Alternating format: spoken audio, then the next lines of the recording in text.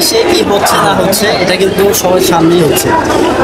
গতকালও আপনারা দেখেছেন যে উত্তরায় সরকারি পেটুয়া বাহিনী এবং চাটুয়া বাহিনীরা আমাদের শিক্ষার্থীদের উপর ফিল্মি স্টাইলে হামলা করছে। একদিকে ছাত্রলীগের সদস্যরা হামলা করেছে, অন্যদিকে সরকারি পুলিশ বাহিনীরা হামলা করেছে।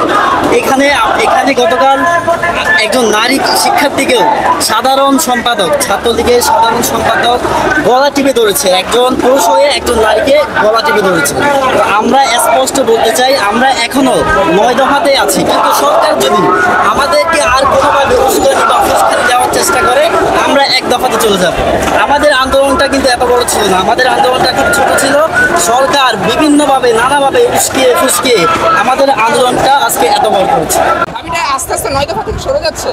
এটা কখনো 9 দফায় আর থাকবে না। যদি সরকার যে 9 দফা দাবিটা সেটা যদি সরাসরি মানতে বাধ্য না হয় তাহলে সেটা থাকবে না, সেটা ডাইরেক্ট 1 দফা দাবিতে চলে যেতে বাধ্য হবে। আসলে দেখেন, প্রথমে এটা ছাত্রদের এবং ঢাবি ক্যাম্পাস ভিত্তিতে ছিল, পরবর্তীতে এটা সাধারণ শিক্ষার্থীদের মধ্যে ছড়িয়ে গেছে এবং সরকার যখন সরেচারি আচরণ শুরু করেছে, পুলিশের পেটুয়া বাহিনী দিয়ে আক্রমণ করা শুরু করেছে নিরীহ ছাত্রদের উপর। আমাদের প্রায় 200-250-এর উপর ছাত্র নিহত হয়েছে শিক্ষার্থীরা।